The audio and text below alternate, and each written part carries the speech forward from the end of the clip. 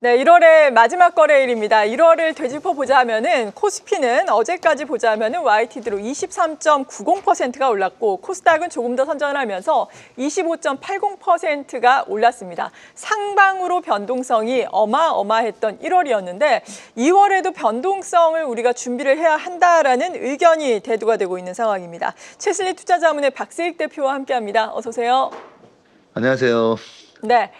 일단은 어제 삼성전자 그리고 그제 또 SK하이닉스 부문별 그리고 4분기 실적을 발표를 하면서 시장의 기대치를 넘어서는 상당히 긍정적인 실적을 발표를 했잖아요. 오늘도 반도체 투탑이 시장을 이끌어가고 있는데 주가 측면에서 보자면 오름세는 계속해서 유지가 될 수 있을까요?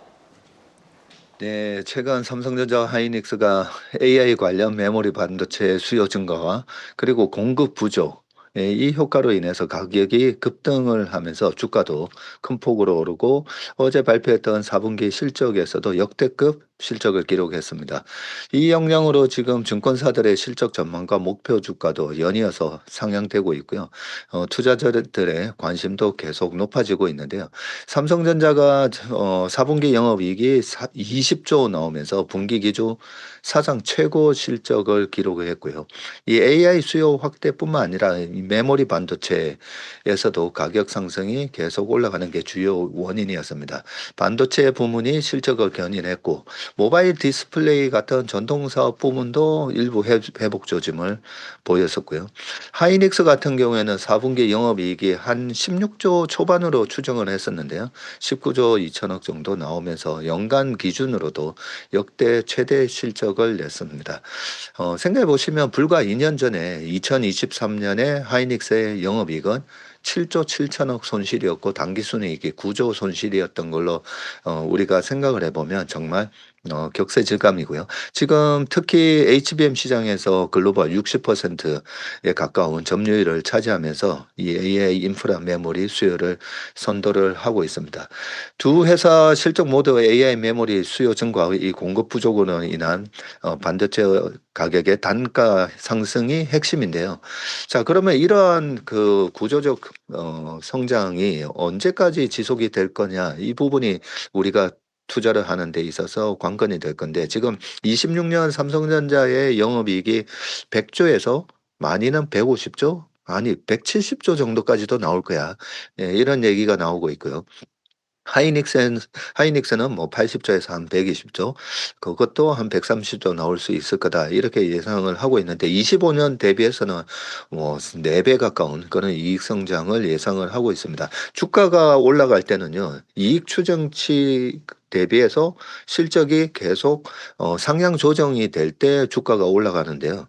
이번 4분기 실적도 대단한 실적이었지만 앞으로 발표될 1분기, 2분기 실적도 계속 우상향할 것으로 예상을 하고 있기 때문에 최소한 1분기 실적이 발표되는 4월까지는 주가 움직임이 견조할 것으로 예상을 하고 있습니다. 네, 4월까지는 견조한 움직임이 주가 측면에서 나타날 수 있겠다. 삼성전자, SK하이닉스를 중심으로 한 분석 먼저 들어봤고요.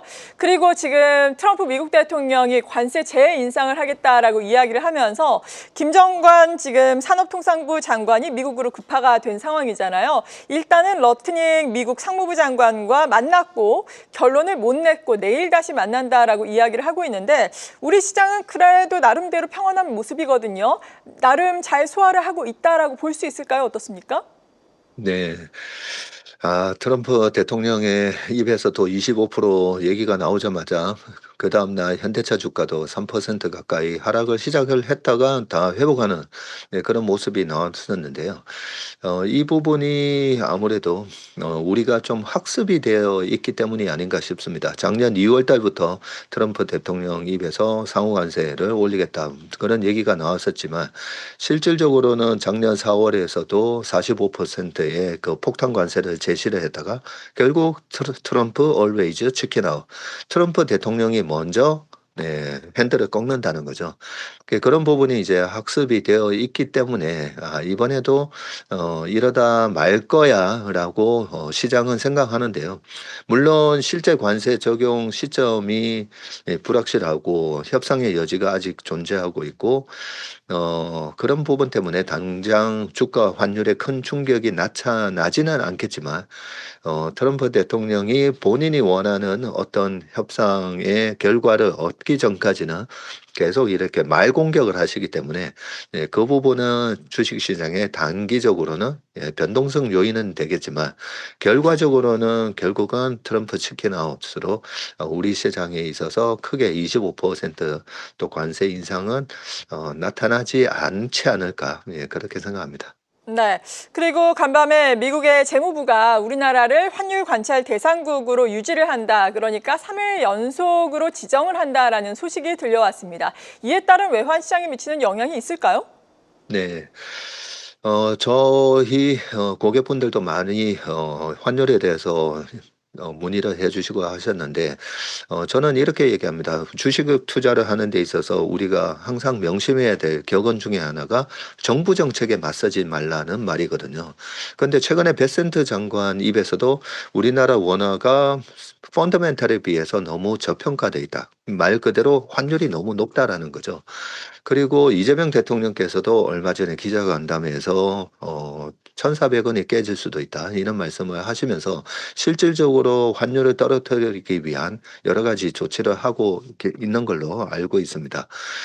그렇게 봤을 때 또 하나 우리가 역사적인 사건에서 또 환율이 어떻게 된 부분인지를 알 수가 있는데 트럼프 일기였었던 2017년에 주식 시장이 상당히 강했고요. 그때도 이제 반도체 랠리였었는데 2018년 2월 달로 들어가면서부터 그때 트럼프 대통령이 당시에도 한국과 대만, 중국을 싸잡아서 환율 관찰 대상국에 또 얘기를 했었습니다. 그래서 2018년도에도 환율을 떨어뜨리라는 얘기, 즉 달러가 너무 강하다는 얘기를 그때도 했었기 때문에 이번에도 똑같이 재현되는 부분이고 그러면 환율이 떨어지면 우리나라 주식 시장에는 어떻게 영향을 미치는가? 환율이 떨어지면 수출 기업의 채산성이 떨어지는 거 아니냐라고 처음에는 생각하지만 환율이 어느 정도 임계치까지 떨어지기 전까지는 외국인 투자가들의 자금이 국내 시장으로 들어오면서 오히려 한국 주식 시장이 더 강해지는 경향이 있었습니다.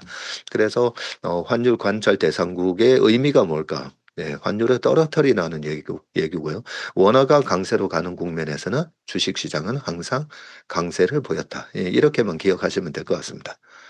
네, 원화가 강세로 가는 국면에서는 외국인이 또 환차 이익을 얻을 수 있기 때문에 외국인의 수급이 들어오면서 주식시장은 강세를 보일 수 있을 것이다. 긍정적으로 평가를 해주셨고 지금 오늘도 코스피 지수가 사상 최고가를 경신하고 있습니다. 코스닥은 조정을 받고 있지만 여전히 1100선 위선에서 움직이고 있는 상황인데 2월에도 1월과 같은 퍼포먼스를 좀 기대를 할 수 있을지 랠리를 이어갈 수 있을까요?